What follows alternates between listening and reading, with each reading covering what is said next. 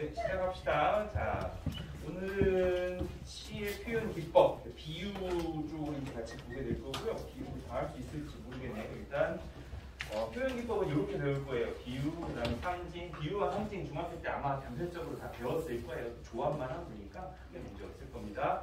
단어와 역설 들어본 적 있죠? 객관적 상관물 들어본 적은 있는데 아마 자신은 없을 거예요. 그런 것들. 그다음에 패러디 시가 이제 마지막 종착점이 될 겁니다. 패러디 시가 우리 수행평가라고 선생님이 애초에 예고를 했었던 것 같아요. 그래서 패러디 시를 제대로 잘 쓴 예들 시 두 개를 대조해 가면서 볼 거고요. 그 다음에 그 내용들을 가지고 우리가 직접 패러디 시를 써야 되는 방법들도 공부하고 직접 또 써보는 활동까지가 이제 수행평가입니다. 아마도 시험 끝나고 나서 요거는 바로 시작을 하게 될 것 같아요. 시험 끝나고 나서 그때가 이제 부담이 없는 시간이기 때문에 그때 하고 나서 뭐 소설이나 교과서 그때 예고했었죠, 그죠? 상황이 그렇게 돼가지고 교과서를 해야 된다고 얘기를 했었기 때문에 교과서를 그 다음에 이어서 하게 될 것 같습니다. 일단 비유부터 한번 봅시다. 비유는 뭐 이런 것들이 있어요. 전체적으로 얘기를 하면 표현하려는 대상과 그것을 비슷한 어떤 다른 대상이 빗대어서 표현하려는 대상을 거기다가 뭐라고 쓰냐면 원관념이라고 쓰세요. 원관념. 용어도 알아야 되니까. 오빠가요? 여러분들 보시면 비유 없나? 없어요. 그러네. 그 내용이 빠졌네. 이걸 그냥 쓰세요 그러면. 미안합니다. 뭔 줄 알았는데 그게 빠졌네. 그러니까 요 내용을 쓰고 요 내용 쓴 데다가 표현하려는 대상 밑줄 치고 가로 열고 원관념 이렇게 써놓고요. 그 다음에 다른 대상이 빗대어 표현한다고 했잖아요. 그죠? 그 빗댄 다른 대상이 보조관념이에요. 그걸 이해를 좀 하셔야 돼요. 요 내용을 좀 써놓으시고요. 쓴 내용 밑에다가 표현하려는 대상 가로 열고 원관념 써주고요.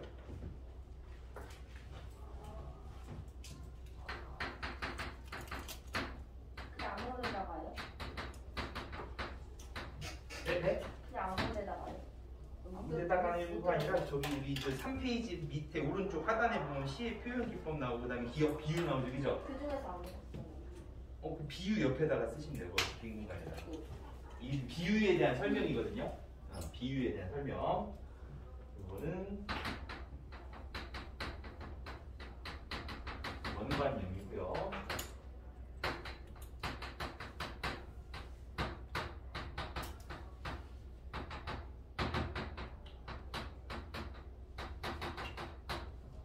이런 식으로 여러분들이 이해하시면 될 것 같습니다.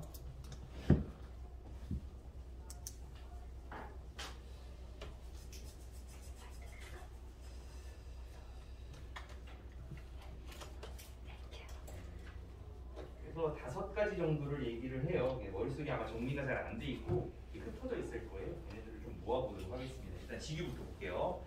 지규부터는 프린트 있죠, 그죠? 거기 보시면 같이, 처럼, 듯, 뭐뭐, 인양 이런 것들을 활용해서 원관념을 보조관념에 직접적으로 연결시켜버리는 비유법을 지규라고 합니다. 가장 낮은 단계의 비유고요.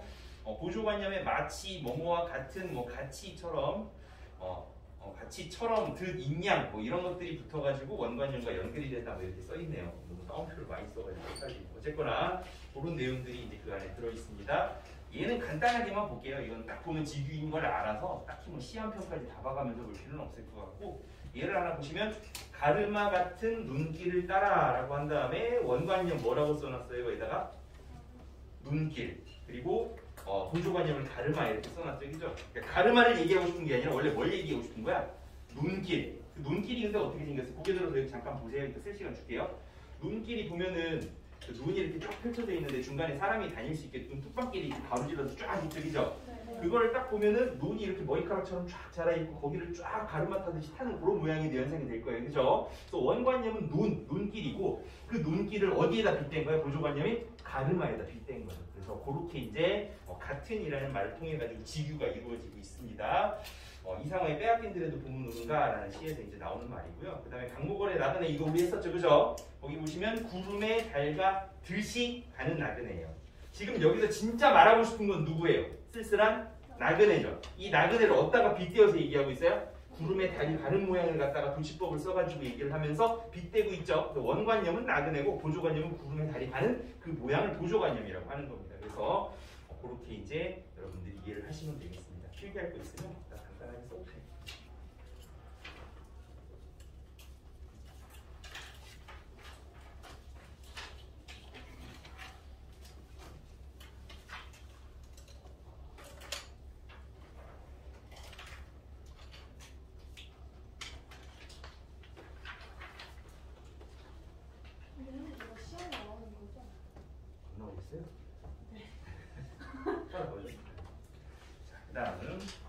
여기까지는 뭐 어렵지 않았을 겁니다.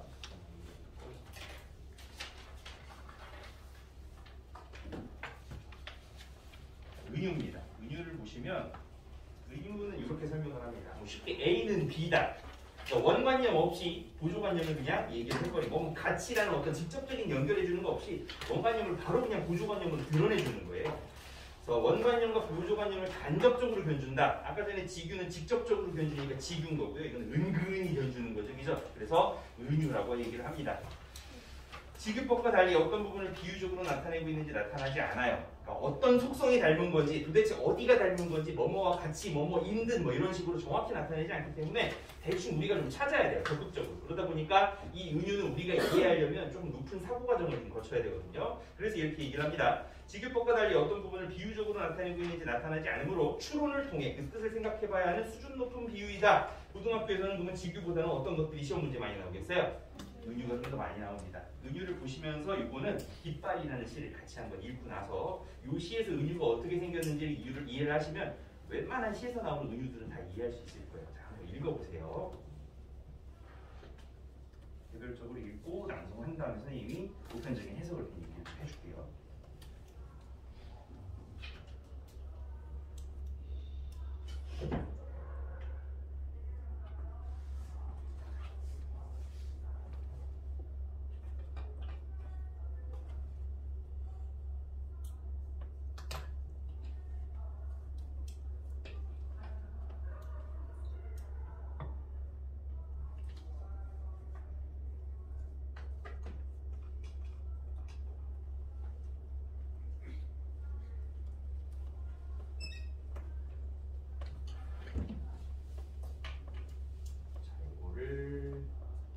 민주야, 한 번만 좀 읽어줄래요? 이것은 소리 없는 아우성. 저 푸른 회원을 향하여 흔드는 영원한 물끝을 지려의 손수건. 순정은 물결같이 바람에 나부수고 오르지 말고 고든 인형의 끝에 애주는 동물처럼 날개를 펴다. 아 누구인가 이렇게 슬프고도 애달픈 마음을 맨 처음 공중에 달 줄 아는 그는. 화면상 제목이 생략이 되는데 제목이 지금 뭐라고 돼 있어요? 여러분들 보이세요? 깃발이라고 되어 있지, 그죠? 깃발이라고 하는 것은 은유한 시예요. 전체적으로 보면 일단 작가 먼저 얘기를 좀 하고 그 다음에 시작을 할게요. 이거는 1930년대 중반쯤 되는 작품으로 이때 당시에 뭐 무슨 파 얘기할 때 꼭 빼놓지 않고 얘기되는 파가 우리 저번 시간에 얘기했던 청록파 기억나죠? 그죠? 그런 식으로 비슷한 시적 어떤 성향을 가진 사람들을 묶어가지고 무슨 파 이렇게 얘기를 하거든요. 그 중에서 좀 그 바운더리가 좀 큰 사람들이 또 누가 있냐면 생명파라는 시인들이 있어요. 이 당시 이제 활동했던 사람들인데 생명파 시인들은 뭘 노래한 거냐면 뭐 철학적인 질문들을 가지고 시에다 많이 담았어요. 인생이란 도대체 뭘까? 우리는 왜 사는 걸까? 우리의 생명이라는 건 도대체 정체가 뭘까? 뭐 이런 것들, 삶이란 무엇인가? 뭐 이런 것들을 갖다가 시에다 담기 위해서 노력했던 그런 철학적 질문들을 시를 통해 가지고 그런 사상들을 표현했던 그런 시인들이 일파를 얘기를 하는데 이 유치환의 깃발이라는 시도 그런 생명파의 특성들을 아주 잘 나타내주는 그런 시라고 볼 수 있습니다. 그래서 생명파라는 단어, 그다음에 유치환의 깃발이라는 시가 철학적인 어떤 질문들, 인생에 대한 근본적인 질문들을 담고 있다는 걸 바탕으로 이제 이해를 하시고 나서 시를 들여다보시면 조금 또 다른 게 보일 거예요. 자, 일단 읽어가면서 100명 중에 한 7, 80명 정도가 동의하는 보편적인 어떤 해석들을 같이 얘기를 해보도록 합시다. 하기 전에 깃발의 모습을 한번 상상을 해보고 이 시인이 뭘 보고 이 시를 썼을지 한번 추론을 해서 같이 배경을 깔아놓고 나서 출발 한번 해볼게요. 깃발이 어떻게 생겼어요? 그렇죠. 깃발처럼. 이렇게 돼가지고 바람이 이렇게 막 팽팽 불태우고 그죠? 그다음에 여기 이제 막 바다가 이제 막 있겠죠. 이렇게 푸른 해원이 이렇게 펼쳐져 있는 그런 모습. 바닷가에 사람 많이 보는 그런 모습을 상상하면서 이렇게 보시면 될 거예요. 하나 미리 좀 설명을 하면 깃발은 다 어디로 가고 싶어 하죠, 그죠? 네. 바람이 대부분 해풍이니까 이제 바다 쪽으로 불잖아요. 그럼 어디에 가고 싶어 하는 거? 그 느낌에 바다. 바다는 얘가 꿈꾸는 곳이야. 근데 갈 수 있어요, 없어요? 없어요. 근데 못 가게 하는 애가 누구야? 지금? 막대기. 이거죠. 근데 얘가 없으면 얘가 깃발이 돼? 아니요. 안 되죠. 약간 뭔가 철학적인 느낌이 나죠, 슬쩍 그죠? 그 느낌을 가지고 들여다보시면 이 사람이 뭘 절망적으로 생각했고 뭐에 좌절했고 또 어떤 부분을 원했고 어떤 부분을 이상향으로 생각하면서 가고 싶어 했는지 그 감정들을 갖다 우리가 추적할 수 있을 것 같습니다. 일단 보십시다. 이것은 소리 없는 아우성이다. 첫 번째 줄부터 강력해요. 소리 없는 아우성입니다. 여기서 시험 문제 자주 나오는 거 두 개가 이제 등장을 합니다. 일단 여기 보시면 감각 얘기했었으니까 우리 어떤 감각들이 노출되고 있어요? 청각, 그렇죠. 소리가 없어도 소리입니다. 그죠? 저번에 우리 얘기했었죠. 그죠? 풀피리 소리가 안 나도 청각적 신상이라고? 뭔 소리인지 알겠어요? 소리가 없는 아우성이래요. 그러면 이것은 뭐가 지금 깃발을 표현한 거잖아요. 그죠? 이것은 깃발이야. 깃발을 소리 없는 아우성 청각적 신상으로 표현했어. 시각을 뭘로 바꾼 거예요? 청각으로 바꾼 거예요. 그럼 시각의 청각화 이런 것들 뭐라고 하죠? 음감각적 신상이라고 볼 수 있어요. 제목까지 같이 이해를 하고 보셔야지 공감각이 되는 거예요. 이것은 깃발이니까 깃발이라는 시각적인 신상을 공감각적인 청각적인 어떤 신상으로 바꿔주면서 공감각적인 신상을 얘기를 하고 있고요. 또 하나 여러분들 그 중학교 때 배웠던 것 중에 말이 안 되는데 말이 된다 뭐 이런 설명 기억나요 혹시? 그게 이제 역설이죠, 그죠? 잘 생각해봐요. 소리가 없는데 아우성이래요. 아우성은 뭔 거야? 어떤 상태인 거야? 아까 전에 우리 처음 시작하기 전에 이렇게 약간 시끌벅적했던 그 상태가 아우성이죠, 그죠? 그 아우성이 있는 상태인데 소리가 없어. 말이 돼요?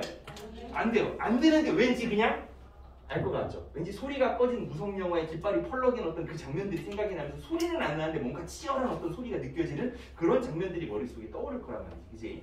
그러니까 굉장히 시각화를 잘하는 어떤 케이스라고 볼 수 있어요. 한 줄에 굉장히 첫 줄에다 임팩트를 많이 봐봤죠. 그래서 기본적으로 그러한 역설도 여기에 쓰여 있다는 거 여러분들이 알아두시면 좋을 것 같습니다. 저 푸른 해원을 향하여 흔드는 영원한 노스텔지아의 손수건. 이상한 말이 나오는데 이 노스텔지아라는 말은 무슨 말이냐면 지나간 것에 대한 그리움, 고향에 대한 혹은 내 유년 시절에 대한 그리움은 누구나 다 있죠, 그죠? 뭐 좋은 기억이었든 나쁜 기억이었든 과거에 대한 어떤 어느 정도의 향수는 모든 사람이 다 가지고 있는데 그런 근원적인 향수나 그리움을 노스텔지아라고 얘기를 해요. 그 노스텔지아의 손수건은 지금 누굴 얘기하는 거예요? 이걸 빗대어서 지금 은유하고 있는 거예요. 원관념은 지금 전부 다 뭐예요? 이거예요. 원관념은 이것, 즉 깃발입니다. 제목에서 이제 원관념이 드러나고 나머지는 다 보조관념이거든요. 노스텔지아의 손수건은 지금 뭘 그리워하고 있어요? 저 푸른 해원을 향해 흔들고 있죠, 그죠? 그럼 노스텔지아의 손수건을 흔드는 곳은 이 사람이 그리워하는 대상이 되겠죠, 그죠? 얘는 지금 누굴 그리워하는 거야? 이 푸른 해원을 그리워하고 있는 거야. 그럼 이 푸른 해원은 그 노스텔지아 손수건한테 어떤 대상이에요? 그리움의 대상이고요. 이 사람의 이 깃발에게는 여기는 이상향이라고도 볼 수 있는 어떤 그런 존재가 되겠죠, 그죠? 그래서 이 푸른 해원과 깃발과의 관계를 잘 염두에 두시면 될 것 같아요. 그래서 영원한 노스텔지아의 손수건에다가 깃발을 비유를 하고 있습니다.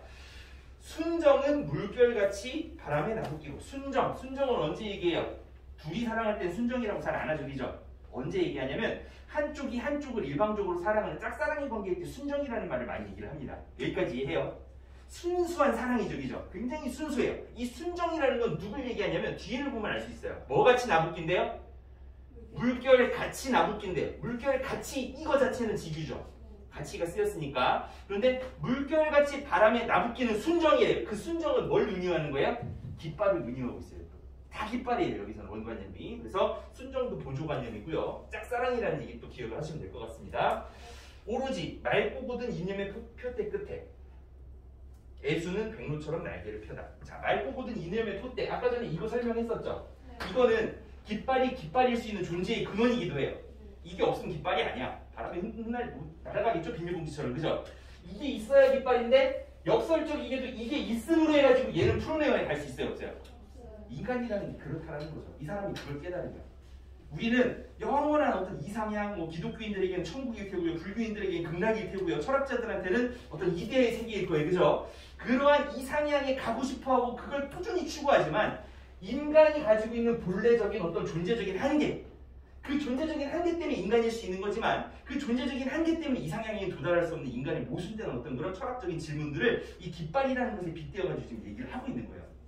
이해했어요? 좋습니다. 이해를 아주 좋아요.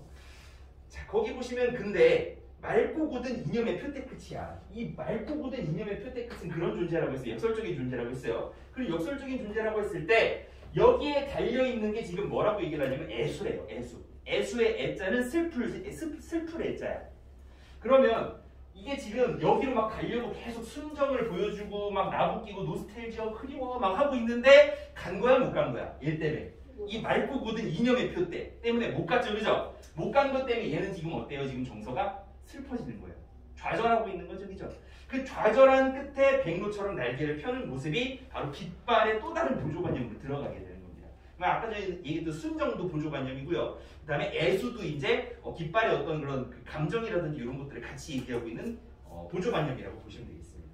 이제 감정을 얘기를 합니다. 아, 누구인가? 이렇게 슬프고도 애달픈 마음. 슬프고도 애달픈 마음은 또 누구를 얘기하는 거예요? 원관념이 깃발이겠죠, 그죠? 보조관념으로 또 얘기하고 있는 거예요. 맨 처음 공중에 달줄한 그는이라고 얘기를 하면서 아까 전에 얘기했던 이 깃발의 모습에서 느껴지는 그런 역설적인 모순 이런 것들이 바로 인간의 존재와 똑같다라는 것을 철학적으로 깨달은 사람이 쓴 그런 시라고 볼 수 있을 것 같습니다. 시가 조금 깊죠, 그죠? 그래서 이런 것들을 읽을 때 내 상황에 맞게 여러 가지 어떤 그런 근원적인 질문들을 던질 때가 있을 거예요. 특히 여러분들 시기서부터 시작해서 20대 초반까지 굉장히 우울한 날들이 많을 겁니다. 그럴 때 이 시를 읽으면서 나만 그런 게 아니구나, 다 그런 한계들을 안고 사는구나라는 적절한 어떤 위로와 또 그런 어떤 인간의 고뇌에 공감하는 어떤 그런 마음들을 이 시를 통해서 여러분들이 느끼실 수 있을 것 같습니다. 그래서 유치환의 깃발이라는 시였고요. 여기 보시면 이 시도 세 부분으로 나눌 수가 있어요. 그래서 첫 번째, 두 번째, 세 번째 줄까지 해가지고 영원한 노첼리의 순수건까지는 분위기가 나쁘지 않아요, 그죠? 뭔가 이렇게 막 몸부림치고 뭔가 이렇게 좌절하지 않았어요, 아직. 그런데 그 다음에 순정, 오로지, 애수까지 해가지고 그 세 줄을 보면 어때요? 순정, 짝사랑이라고 했었죠. 짝사랑을 했지만 애수로 표현이 되는 슬픔의 어떤 그런 감정으로 가게 되죠. 이게 좌절하는 거예요.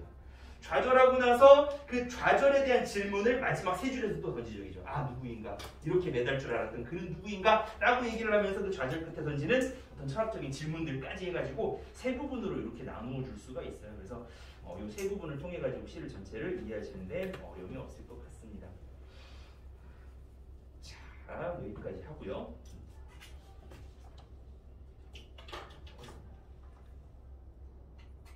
그 다음 시로 한번 넘어가 보겠습니다. 그 다음 시는 뭐 어렵지 않아요. 여기까지만 할 테니까 조금만 더 집중합시다. 자, 여기 보시면 화류법, 의인법, 뭐 쉽죠 이거는. 사실 딱 보면 알 수 있어요. 우리 정도 되면. 그런데 그것도 이제 조금 이제 포인트가 좀 있으니까 보면서 얘기를 좀 해보도록 하겠습니다.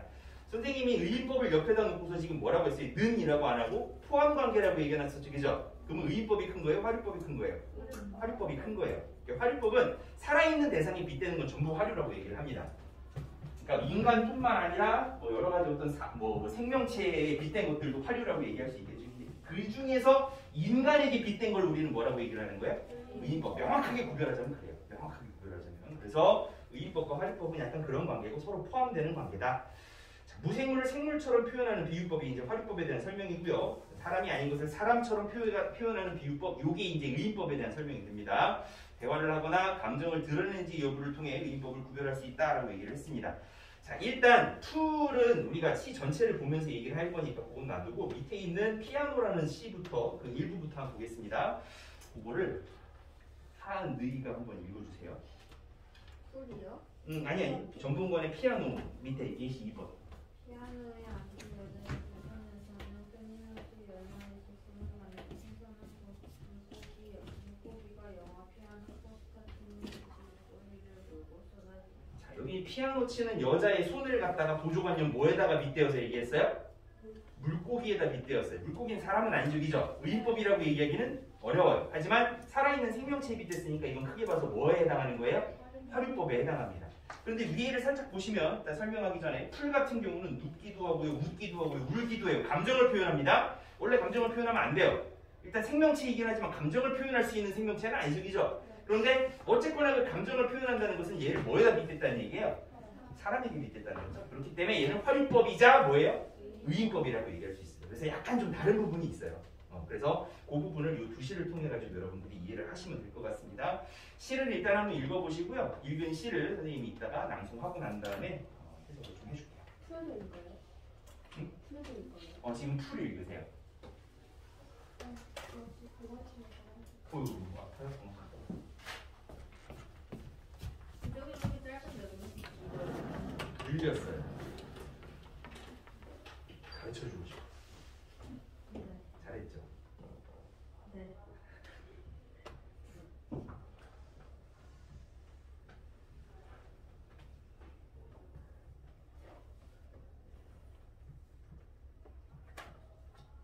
천천히 읽어보세요. 시는 빨리 읽으면 안 돼요. 천천히 음미하면서 한 구절 한 구절 상상하면서 읽는 재미가 있는 게 시예요. 그런 장면들 그리고 얘가 도대체 뭘 말하고 싶은 걸까? 내 인생에서 이 시에 적용되는 부분들은 어떤 것일까? 나는 어떤 느낌이지 이 시를 읽으면서? 감정에 집중하면서 읽으시면 여러 가지가 어떤 느껴질 수 있어요. 본뜻과 상관없이.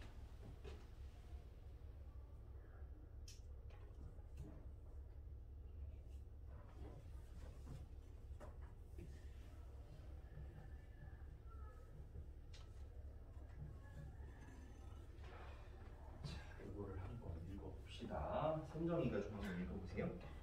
나랑 눈 마주쳤지 마지막에. 크게 한번 읽어줘요. 풀이 눕는다.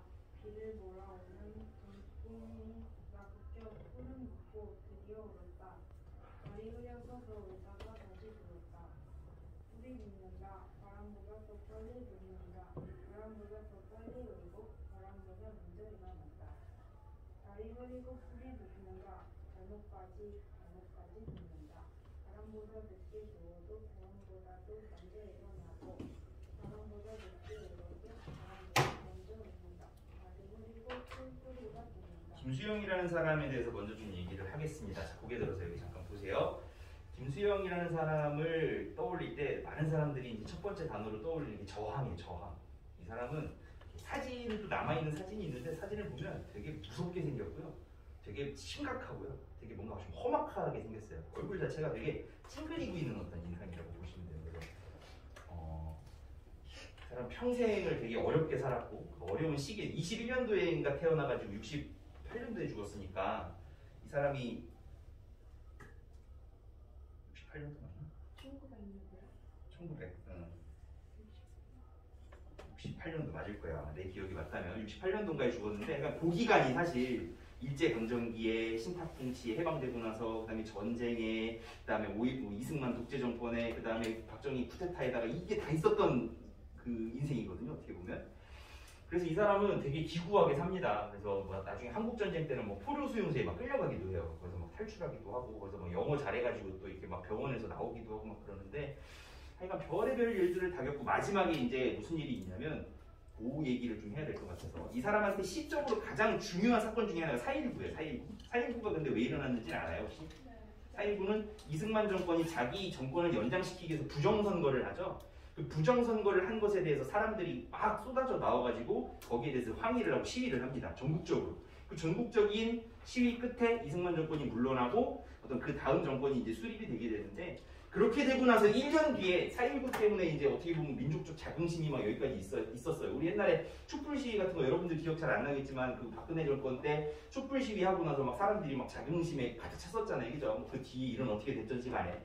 그런 것처럼 그때 막 그런 자부심이 있었는데 그걸 1년 만에 누가 깨부셔버리냐면 탱크를 몰고 청와대에 들어간 박정희라는 사람이 나타나고 다 깨부셔버립니다. 그렇게 해가지고 더 얘기하면 조금 이제 정치적인 발언이 될 수 있기 때문에 그 정도 팩트만 얘기를 하고 그 상황에서 이제 많은 지식인들이 되게 탄압을 받아요. 너 그렇게 얘기하지 마. 정권에 비판적인 얘기하지 마. 뭐 이런 식으로 재갈도 물리고요. 폭력도 많이 행사하고요. 고문도 하고 잡아다 죽이기도 하고 뭐 이런 일들이 많이 일어납니다.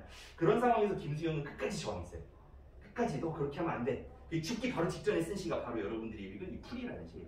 이 시가 어떤 시 같아요? 그렇게 억압해봐라. 사람들이 눕나 안 눕는다. 나중엔 웃을걸? 뭐 이렇게 얘기하는 그 시거든요.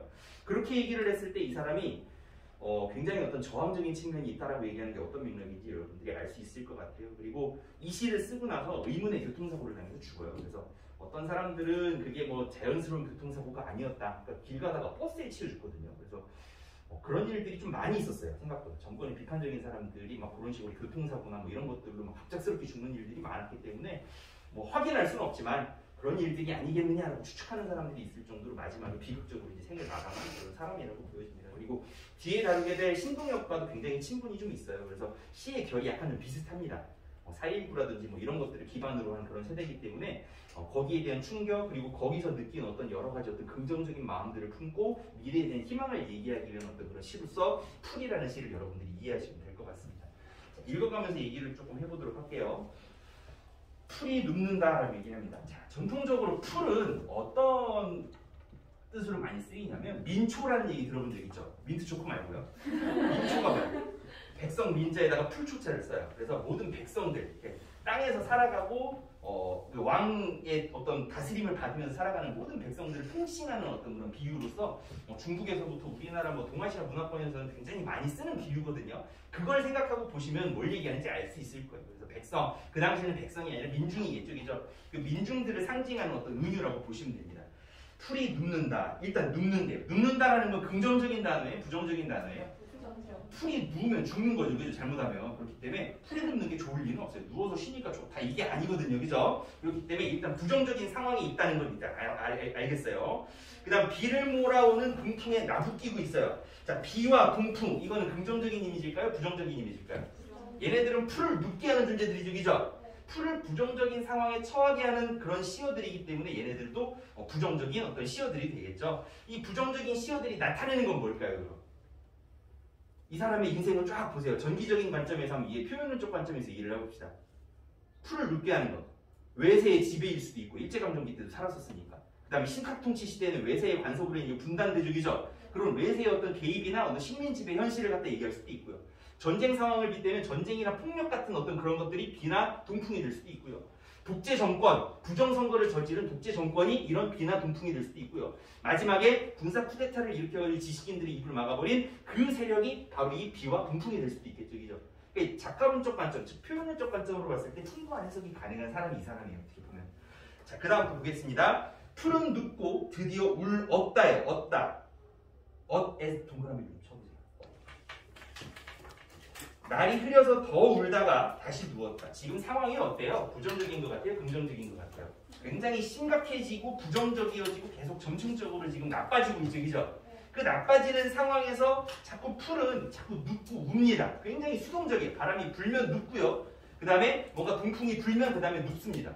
그러니까 어떻게 하지 못해, 저항하지 못하고 그냥 눕는 거예요, 얘네들은. 그 눕는 수동적인 존재로 그려집니다. 그리고 마지막에 보시면 다시 누웠다 해서 what에다 동그라미 치세요. 아까 우리 동그라미 쳤던 what도 그렇고 what도 그렇고 시제로 따지면 다 언제 시제예요? 과거 시제들이죠. 1년은 지금 전체적으로 어떤 일을 얘기를 하는 거냐면 옛날의 풀의 모습을 얘기하는 거야. 내 말 무슨 말인지 알겠어요? 과거 시제입니다. 이 시제가 어떻게 변하는지를 보면서 보면 또 다른 어떤 구조들이 읽혀요. 자, 그 다음 두 번째 연을 한번 보겠습니다. 풀이 눕는다라고 얘기를 합니다. 그리고 바람보다도 더 빨리 누워요. 아까 전에는 바람이 불어야 누웠어요. 수동적이었죠. 피동적인 존재였어요. 그런데 여기서는 어때요? 바람이 오네? 내가 먼저 누워야죠. 싹 누워버립니다. 그러니까 어떻게 보면 이 눕는 것은 아까 전처럼 이렇게 억압당하고 핍박당하는 그런 모습이 아니라 그걸 피하기 위해서 얘는 몸을 갖다가 이렇게 눕히는 어떤 그런 상황이 되는 거죠. 아까 전에는 피동적이었다면 수동적이었다면 지금은 어때요? 굉장히 능동적으로 바뀌었어요. 그리고 시제도 한번 보세요. 거기 보시면 바람보다도 더 빨리 눕는다. 바람보다도 더 빨리 울고 바람보다도 먼저 일어난다. 니은, 는 전부 다 어떤 시제예요? 전부 다 현재 시제예요. 그러니까 과거의 풀은 어떤 존재였냐면 수동적이고 피동적인 존재였지만 지금의 풀은 어때요? 이런 비나 동풍이 불 때 그런 것들을 능동적으로 거기에 대처하는 어떤 그런 존재로 약간 좀 격상되어 있어요. 그 다음에 또 어떻게 변하나 봅시다. 날이 흐리고 풀이 눕는다. 계속 시대는 암울해요. 이 사람이 느끼는 어떤 시대인식은 죽을 때까지 암울했기 때문에 그 암울한 시대인식이 또 납니다. 하지만 거기서 뭘 노래하는지 봅시다. 발목까지, 발 밑까지 눕습니다. 계속 더 누워요. 밑으로 들어갑니다. 지하를 파고 들어가죠. 점점 더 어두워져요. 점층법을 쓰고 있고요. 바람보다도 늦게 누워도 바람보다도 먼저 일어나고 바람보다 늦게 울어도 바람보다 먼저 웃는다라고 얘기를 해요. 아까 전에는 그냥 눕기만 했었는데 눕고 피식피식거리면서 바람이 부는 상황에서 그걸 보면서 비웃기까지 하죠, 그죠? 지금 어떻게 되냐면 풀이라는 존재는 1년에서 굉장히 수동적인 존재였다가 2년에서 능동적인 존재가 됐다가 3년에서는 자기를 억압하는 어떤 그런 세력들에 대한 웃음까지 지을 수 있는 여유 있는 어떤 존재로 격상이 돼요. 그래서 풀이라는 존재가 점점 희망적인 존재로 변해가는 어떤 그런 모습들을 여러분들이 볼 수 있을 겁니다. 날이 흐리고 풀뿌리가 눕는다. 풀뿌리까지 누워야 될 정도로 엄혹한 현실이지만 이 사람은 언젠가는 풀이 다시 어떻게 될 거라고 믿는 거예요? 다시 웃을 거라고 믿는 거죠. 그죠? 일어나서 웃을 거라고. 그러한 어떤 미래에 대한 기대 그리고 지금 현재 상황에 대한 어떤 엄혹함 이런 것들을 같이 담아놓은 시라고 볼 수 있습니다. 풀까지 우리가 같이 공부를 했고요. 여기까지 하고 다음 시간에 대유부터 시작을 해서 또 다른 비유법들에 대해서 배워보도록 하겠습니다. 끊어내겠습니다.